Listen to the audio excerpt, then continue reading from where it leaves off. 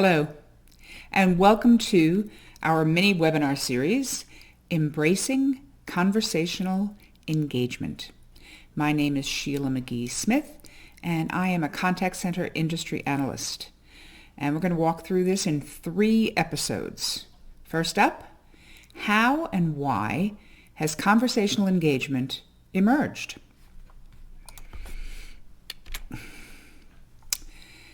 So you may be saying, okay, conversational engagement, how is that different from customer experience? A term that's been used quite a bit in the last 3 or 4 years. And I like to think of it as sort of intangible versus tangible. Customer experience is an impression that your customers have of your brand throughout all aspects of a buyer's journey. Conversational engagement is actually a piece of software that allows brands to orchestrate campaigns and proactively engage with consumers using voice, email, messaging, and other channels as well. So why are companies prioritizing conversational engagement now? Okay. So increasingly we're in a digital interaction world, but that still requires a personal touch. We've seen over the last 18 months that the pandemic increased the need for both. While automation and self-service have been great ways to get moving and get things done when demand was so high for customer service, it can also isolate customers. So as a result, we need to find a way to balance automation and self-service so that businesses can stay connected to customers or patients or citizens. So additional examples of when a conversation will be necessary is not just to counterbalance automation, but when there are exceptions, when escalation is required, when there's new digital sales motions.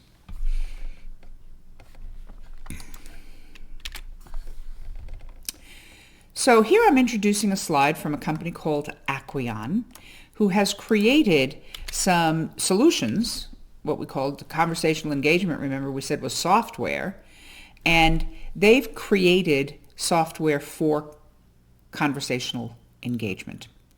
And as we'll see in future episodes of this series, Aquion has been a leader in not only offering solutions, but defining the whole notion of conversational engagement. So what does our graphics show us? It's what conversational engagement is all about. Engaging with a customer at a convenient moment, in the best channel for them, with full context, which brings in the notion of managing data with a customer data platform as well as managing interactions, and with agents that are equipped for an empathetic discussion. And we're going to come back to that notion.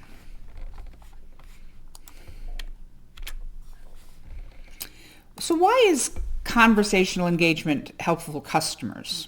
Okay, so consumers do want to buy virtually, but still get assistance. You know, the ability to navigate complex options sometimes will require human assistance. They want to be able to consume differently and to get access to a human as things get digitized and automated. And they want to get service on their terms. They want to choose their channel and choose the time and have some of these newer contact options, like getting a call back or making an appointment for a specific interaction. How does conversational engagement help businesses? Well, it helps them stay connected to customers. And as we're coming out of COVID here in the spring of 2021, it's a way to re-engage with consumers. It enables great experiences with proactive service. Things like onboarding, right? A new consumer, a new employee. It helps you develop and retain customers with these new consumption models, and it's more efficient. It can shift calls and help you schedule appointments and callbacks with consumers that use the very best resources for that specific issue, that a consumer might have. We're talking about conversational engagement because it's about a company engaging with a consumer as opposed to waiting for that inbound interaction. And so can outbound actually be a better inbound? Callbacks give customers back their time. Instead of having them stay on hold, they get a callback.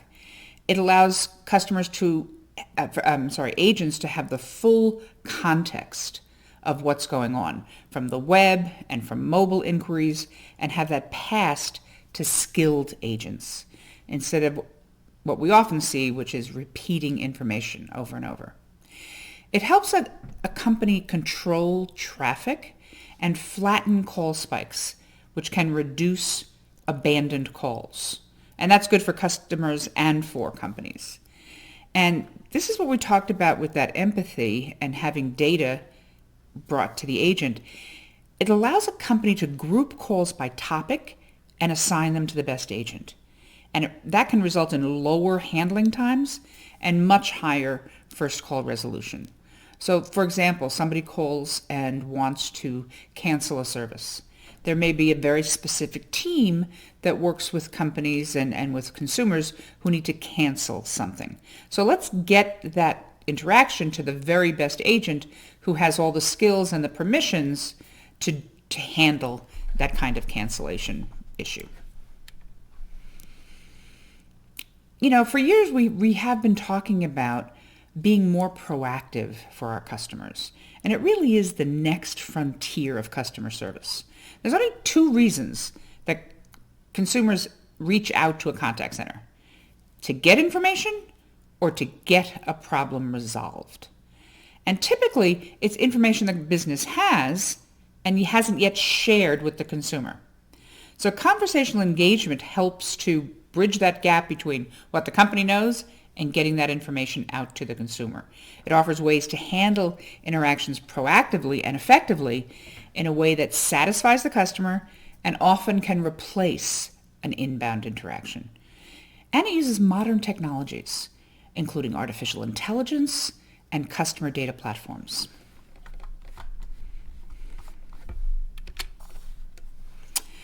So that's our story about what is conversational engagement. Come back to watch episode 2, where we're going to talk about conversational engagement success stories. And then in episode 3, what are the core capabilities that define conversational engagement? So thank you for your time and see you next time.